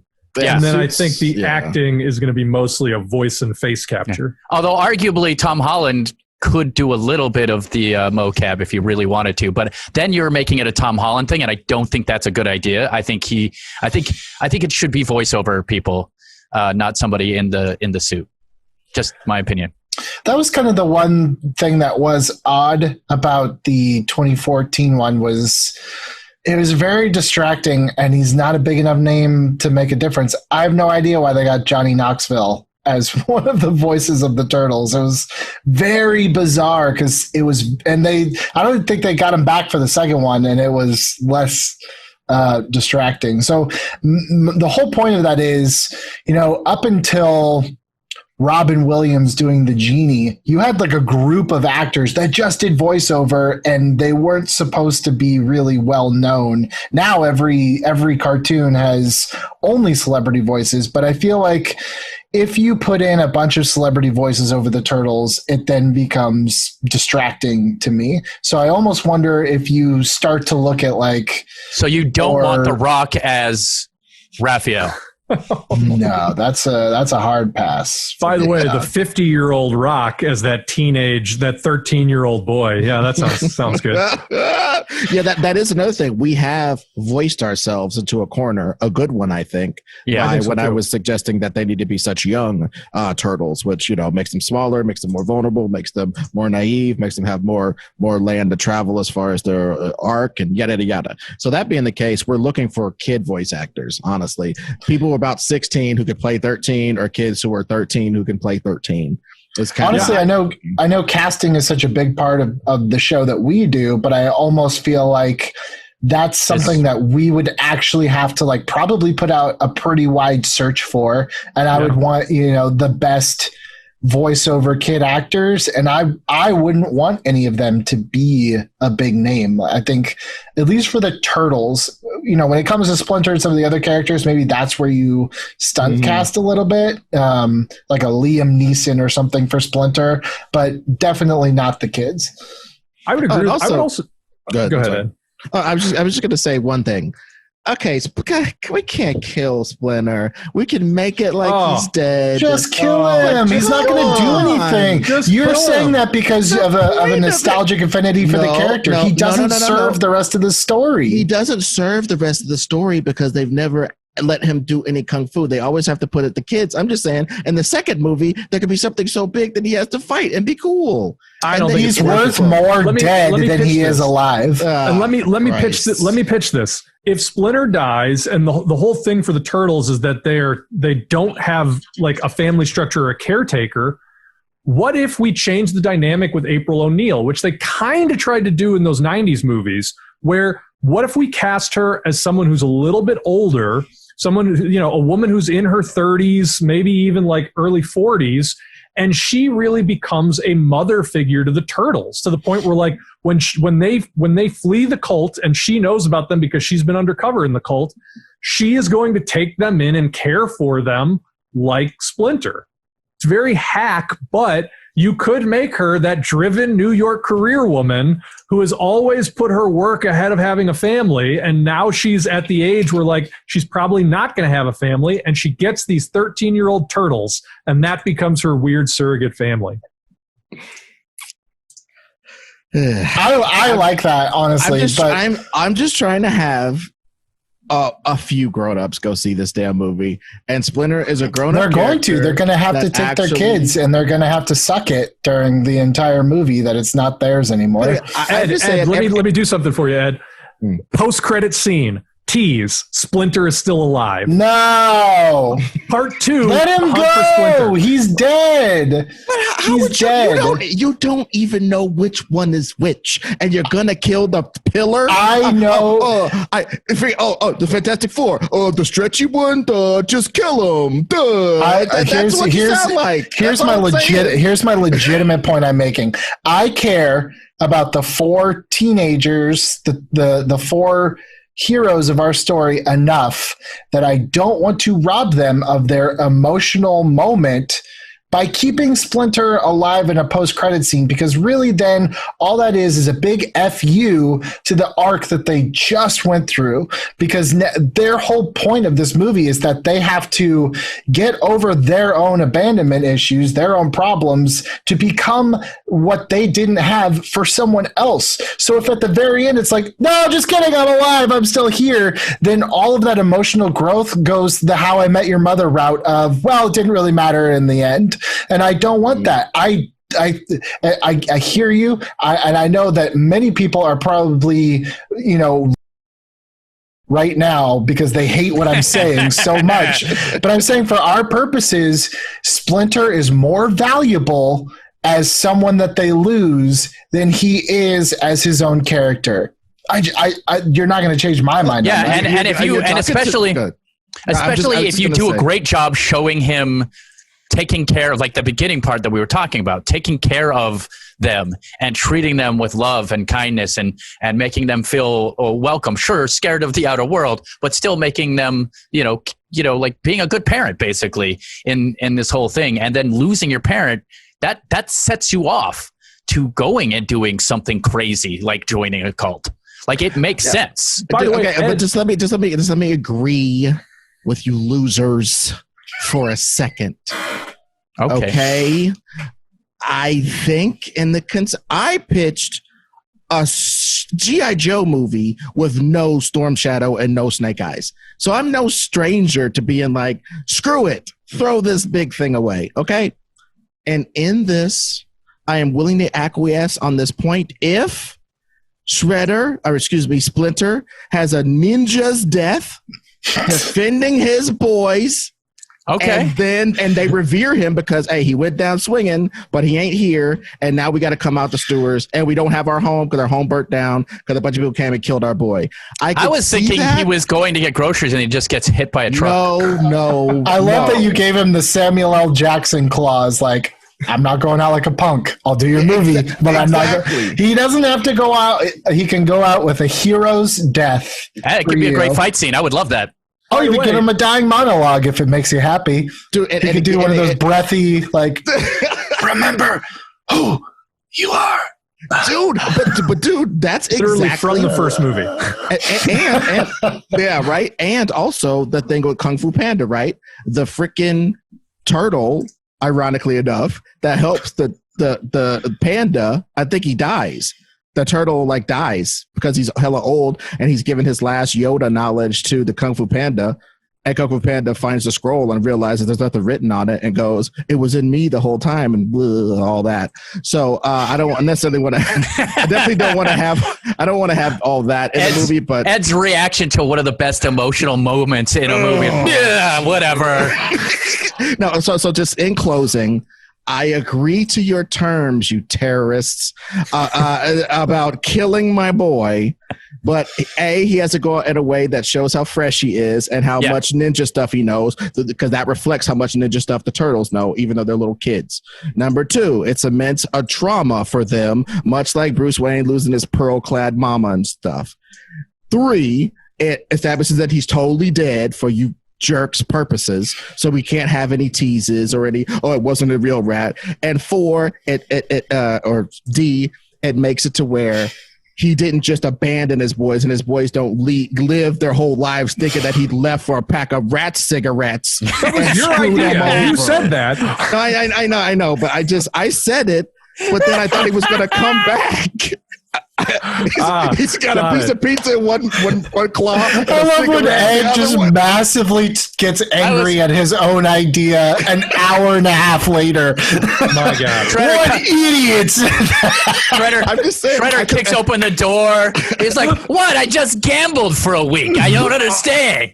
No, all I'm saying is I thought he was going to come back. I thought we were going to find him in a cryo vat at the end with the other monsters. He was going to go, "Oh, boys, thank you for rescuing me. I will now beat the hell out of some people in a cathartic scene that Edgar has wanted to see forever." But no, we got a front loaded in the front of the movie, and he dies like a rat in the sewer, and his boys are driven away. I think that's emotional. I think that would hit everybody, people like me, kids, everybody. So you're playing the right game. I agree. By the way, Ed, you can then Raphael's whole arc can be that he wants vengeance for Splinter because he's the angry one and he needs to get over that. And then meanwhile, Michelangelo is really all in on the cult, and maybe so is Donatello. It's like they all need their one thing to sort of splinter them before they get back together. So vengeance for Splinter is definitely a thread that like one or two of them should be pulling. Yeah, Michelangelo just gets all fat because he's just constantly eating pizza. Yeah, Michelangelo is trying to make friends, and like everybody hates him because he's a monster. All right, so who is the absolutely most warm-hearted, lovable voice / presence that could be this Splinter? That could be this one that you just hate to lose at minute 12 of the movie. It's got Tom Hanks. Cool. Tom Hanks as Splinter. I don't know. I feel like you have to see. I know you have to see the love in Tom Hanks's eyes in order for the magic to work. I feel like mocap Tom Hanks' eyes, put him on a rat. Well, I just you need a voice. I mean, Morgan Freeman is, I think, too old, but it's like you need a Morgan Freeman level voice where it's like just the wisdom and the heart is just pouring out of every syllable that this guy says. Yeah. If he doesn't have to be Asian or black or anything, or maybe we get people of each thing, I would like to nominate Harrison Ford. I would like to, because I really think that if you don't have him in a studio, I think his deadpan, like almost like I'm over this Nick Nolte-ness that he's projecting all the time now, could actually be valuable in a vocal booth. So you don't have to see how disinterested he is to be there. We don't have to see his stupid earring. When you can just look at him, I mean, we could just hear that gravelly tone. I would also like to put forth Bryan Cranston, and I would also like to put forth someone Asian and old. That's what Ken Watanabe. I would like to put up somebody like that old. And I know, but not like 30. You know what I'm saying? I mean, Ken Watanabe in The Last Samurai is Splinter. Mm-hmm. If you think about that, Ken Watanabe is perfect. Ken Watanabe would be awesome. Also, Harrison Ford basically gave that performance in The Secret Life of Pets 2, where he plays a German Shepherd on a farm, and grizzled, and like the city dogs look like idiots compared to him because he's just so knowledgeable. I just can't believe you watched Secret Life of Pets 2. I got nieces and nephews. Come on. But yeah, I don't have any better suggestions. I was gonna, on the Star Wars front, I was thinking maybe Mark Hamill, but I actually think Ken Wanby is probably a better choice. Yeah, I think that makes sense. All right, and then finally, April O'Neil.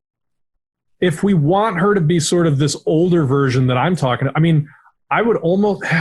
She might be too old now, but it's like I would almost go Julianne Moore, an actual redhead who's hot and lovable. I mean, at first I thought Amy Adams, but that's too the one that I actually really thought that maybe could pull it off is Carrie Coon. She was the sister in Gone Girl. She was also Proxima Midnight in Avengers Endgame, but I was thinking more in terms of, her performance in Gone Girl as kind of taking care of this man-child, essentially, in Ben Affleck. And she had this, like, I'm annoyed with you, but I'm ride or die with you, and I'm going to see you through this, even if I don't agree. And I kind of like that spirit, She's super likable in that movie. She's got that. Yeah, she's got the presence that you're talking about. I just wonder if, given how we're casting the rest of this thing, if April needs to serve that Megan Fox role, not so much like the hot eye candy, but the idea of like she's the marquee name in this movie. I've got someone, Viola Davis from How to Get Away with Murder. Viola Davis is 1,000, and I don't think she's like 50 years old. In Hollywood years, that's 2,000. Yeah, dude, she reads as very this is insulting, but like grandmotherly. I don't know how to say that. She'd actually be a great Splinter. Two teenagers, dude. If we she would be a great Splinter. If Splinter was the mother of the turtles, I would go for that in 5 seconds because her bearing and the fact that she's like, dude, that's ill. See, there you go. You just got her in the room. Rod, you got her in the Splinter room. Good job. Love that. IMDb trivia. She was considered for April, but ended up getting the part of Splinter. That's amazing. Considered for the part of the shark, he became Chief Brody. Okay, so what about okay, I know this person gets brought up all the time. But as she ages, and I think I want us to make it clear, when we talk about people being too old for a part or too old for some conception of it, it has no reflection on people's value as they age or anything like that. We're talking about Hollywood. We're talking about how restrictive it is. So we're not talking about your conception of Hollywood. We're talking about how it actually is. Now, as this person ages into her 30s, I'm liking her more and more, and it's Alison Brie. I think she's great. I think she can act, and I think she's an appropriate age to be not a seasoned reporter necessarily, but somebody who's got a few stories under her belt. She doesn't seem like a young ingenue that just got into being a reporter, nor does she seem like Dame Judi Dench or anything, or again, or even Maria Bello or Rachel Weisz or anything like that. She'd be young enough to be wanting to do some crazy assignment of going undercover in a cult and not recognizable enough as like an older journalist or whatever. So that's probably a good. I love Alison Brie. I think she's honestly one of my favorite working actresses. She is near the top of my list as far as somebody that I will see most of what she does, no questions asked. That said, I feel like anytime she tries to play really strong-willed, like I'm in command of this situation, I don't buy it nearly as much as when she's out of her depth. I feel like she shines in those roles where it's like, I'm struggling to figure this out. I'm a little bit like things could go wrong at any moment sort of a thing. And I don't know. I'm picturing this April as being a little bit more, having more of that presence, right? I'm almost thinking again, this is probably not a good idea, but a Jessica Chastain. The reason I said Julianne Moore to begin with is I think that she has sort of a vulnerability that makes her non-threatening, but also a strength that is 100% believable as I am somebody who's going to take command of this situation. Is Daisy Ridley ridiculous? I feel like she's so childlike. I don't know if I buy, but I was thinking I don't know if it's too soon, but what about a Scarlett Johansson? I mean, as like the hot nanny of the Turtles, if that's kind of how you want to think about it too, I would buy that. I just buy that she would take the assignment, that she's a little bit seasoned. She's got that ball buster energy for sure. Right. I don't know if she's too associated now as a redhead with Black Widow. Like it may just be like ended up shooting us in the foot in that sense. But That's that was interesting. the thing. I think it's somebody we can actually cast. Like I think Megan Fox is the top of what they were actually able to get for those movies. And I think that's just because Michael Bay threw her into the sun for a few years. You know what I mean? I just think that we're talking about these two. Teenage Mutant Ninja Turtle movie had a $300 million budget. The best actress they could get was Megan Fox. That's all I got to say about that. I don't know if that's how it worked, but I think that's what I saw the movie that happened. And so that's what happened. So deterministically, that's what happened. I don't think there was a bunch of Dame Judi Dench's trying to get in those movies. And I think when they read our script, they're not going to, we're blown away, but I don't know that Julianne Moore reading our script is going to be like, yeah, I'm a cult reporter. Hey, look at this. Look. So I'm just saying somebody we can get. We're playing fantasy land here, bro. we could also go the route of like, to bring parents' butts into seats. Who is somebody we could bring back from the 90s or the early 2000s that maybe was like a teen heartthrob or like a hot 20-something at the time? Alicia Silverstone? Cameron Diaz. How's Amanda Bynes doing these days? I love these suggestions. I love them. Dude, no, I mean, for real, I'm serious business about Cameron Diaz because I just think that's not a bad idea. She doesn't get to do anything anymore, man. Look, I know we're playing fantasy camp, and that's totally fine. But if we are trying to be somewhat realistic, I think she's retired from acting.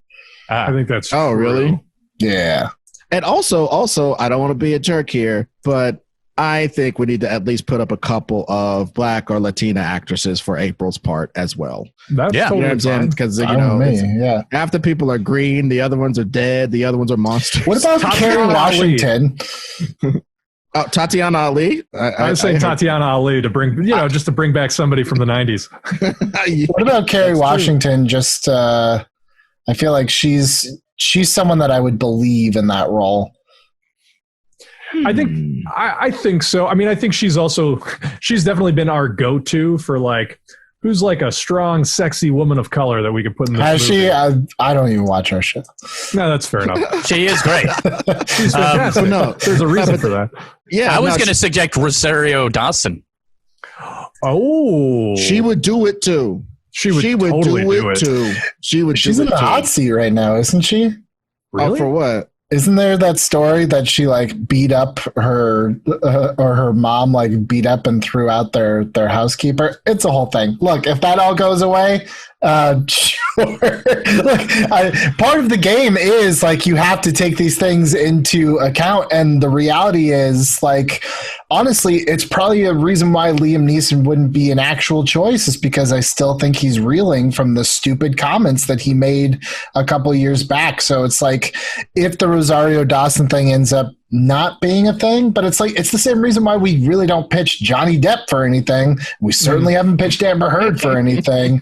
I haven't heard any Louis C.K. suggestions. It's like these things do stick. You won't. Louis C.K. is Splinter. Yeah, I was over here off when these turtles came out. I don't know. They just got these slime on them. That was a long way of saying if we're playing fantasy baseball realistically, Rosario Dawson is still on the bubble as far as I know. Interesting. Okay. Well, I'd put her in the room because little kids don't know about cancel culture. And let's see. So what about Jane the Virgin? That the girl who played Jane the Virgin on the CW. Oh yeah. Let me look up. Well, she messed around and almost got her own ass canceled as well. But really? It was with black people, so it doesn't count. Black people tried to cancel her because she was acting really whack and colorist, but it never sticks. So it's hard for a woman to get canceled too. I hope I don't get canceled for that statement. But come on, there's like 2 women who've gotten canceled. Well, I suggest her because I think that she has that exact presence that we're talking about. And what about Candace Patton from The Flash? She plays Iris. or a movie role so she could bump up to the movie. See, that's what I'm talking about. This is what I'm talking about. Okay. Yeah. Done. I like it. All right, let's move on. Let's talk director. Who is putting this crazy children's cult movie together? Who's the cult leader? Do we come with a cult leader? Oh man. I mean, the cult leader, yeah, who's playing whoever that is? We never really came up with a character. I mean, I feel like that's probably like Walton Goggins or some character-y actor that's like a little like, sure, Michael C. Hall. Totally. And also, wait, who played in Back to the Future? He played McFly. Crispin Glover. Fox. Crispin Glover. Oh, as a cult leader.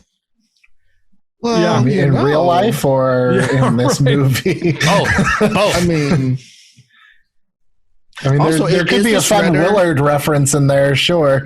It is the Shredder in this movie, and if he is, I vote for Tony Todd or somebody like that, because I don't think he should say words a whole bunch, and I don't think we should see him as the Shredder until the teaser. That's what I think the teaser should be, is the Shredder teaser. Because now that they're growing in their ninja powers, there's going to be a ninja adversary they have to face down the line sometime.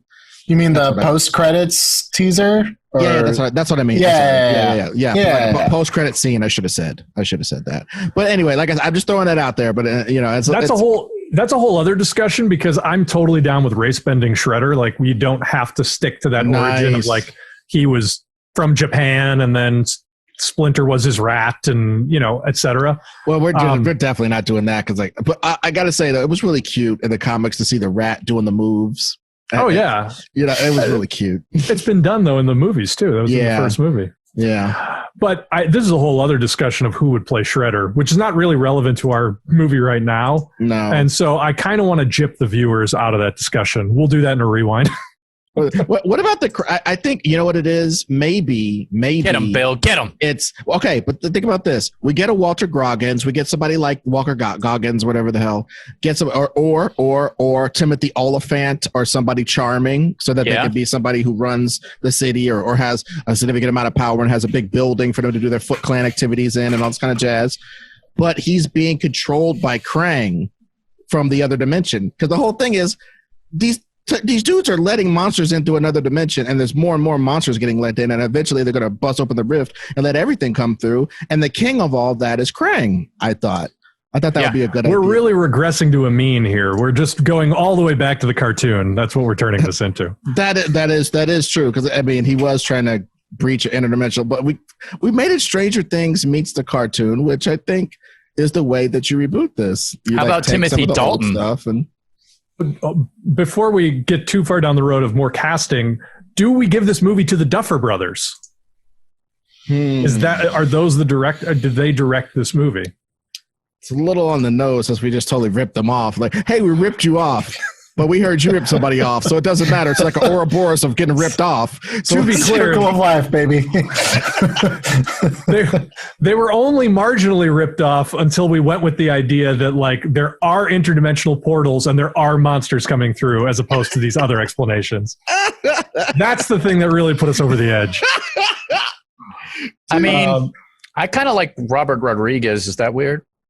No, not at all. He's actually directed action before, so you know what I mean. That's another thing. He does monster stuff, dude. Like John Woo. I don't want him, but John Woo was at one time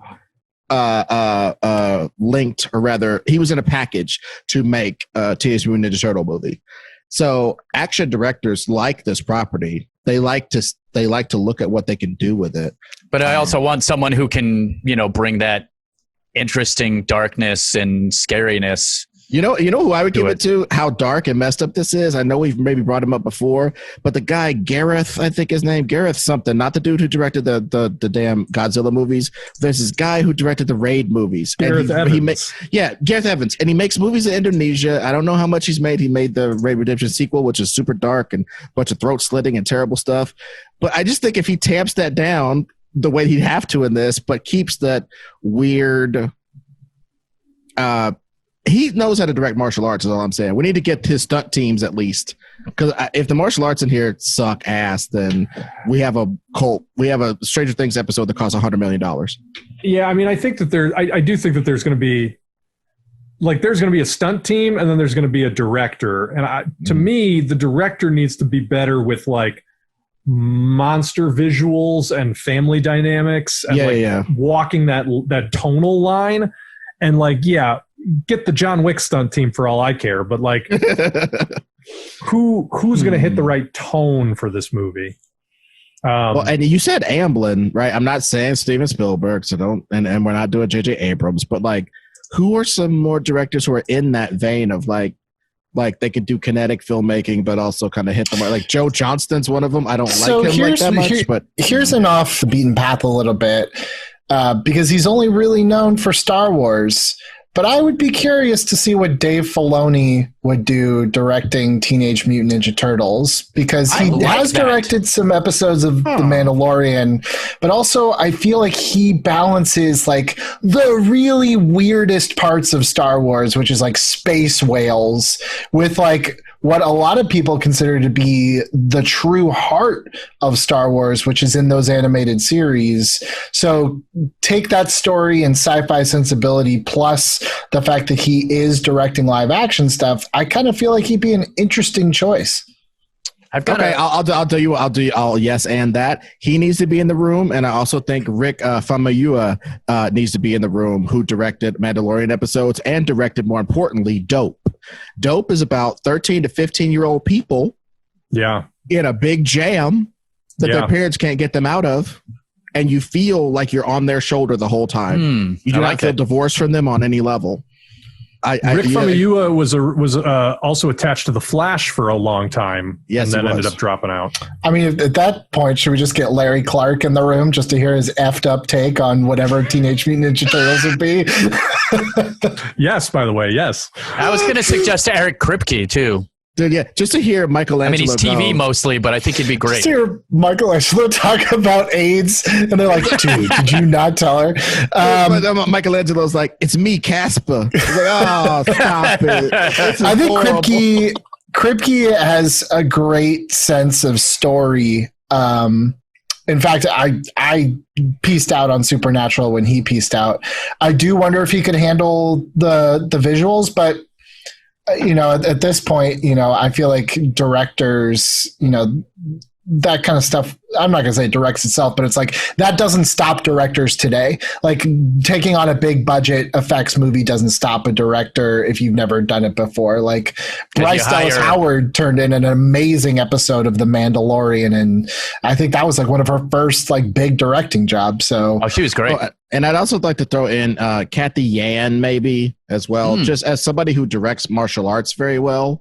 And I don't know about very well, because like Birds of Prey did good because of its stunt team. I don't know how well photographed all of the action was. I don't want to give it too much, but I do think she's got better stuff in her, and I also think she juggles tone pretty well, because I did enjoy Birds of Prey, and Birds of Prey has like 7 different distinct tones, and I hated that movie, but I don't blame her, so I actually think that's a good choice. I really like that movie. That's interesting. We'll talk about that another time. I really dislike that movie, but I really didn't think it was her fault, so I actually think that's a great choice. So yeah, but I think we got a good room for them to fight it out. We got Star Wars people, we got DC people, we got horror people.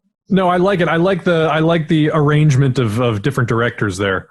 All right. Well, like I said, I'm going to cut off that Shredder casting discussion. We can do that in a rewind, because again, it's not super relevant to this movie. I agree. And that said, with some reservation, I will be honest, with some reservation, I'm going to declare we have achieved Reboot. Yeah. I think it's a pretty solid story, actually. I know maybe it's not as polished as we usually get to, but just looking at the runtime, this has to be our longest episode. Like we are creeping up to 2 hours. There was a lot to talk about on this one. Yeah. Well, and I want to say that, like, I know we didn't talk about the comedy in there, but I think there's going to be comedy in there. Like that's going to naturally happen with 13-year-old Teenage Mutant Ninja Turtles. No comedy. Oh, absolutely okay. not. No, it's interesting, Billy. You mentioned that the runtime. Our other longest episodes are Fantastic Four and Star Wars, and I think maybe it's a lesson for us to learn that these multi-protagonist films are tougher. Yeah. There's something tough about cracking a streamlined story where you're trying to give due to multiple different heroes. So something to keep in mind for the future. But for now, if you guys like what we're doing here on the channel, make sure you're subscribed. I mean that, subscribe. If you're watching all the way to the end and you're not subscribed, what are you doing with your life? Subscribe to the channel. That's how you know when you'll get new episodes. And we're about to ramp up. We're going to be dropping more episodes than you can possibly imagine. More details about that to come, but the channel is ready to go off. So make sure you're here for that. We'll be back next week with another episode of Reboot It. And for now, I am producer Bill for Billy Business, for Ed Greer, for Ron Swallow. We'll see you next time.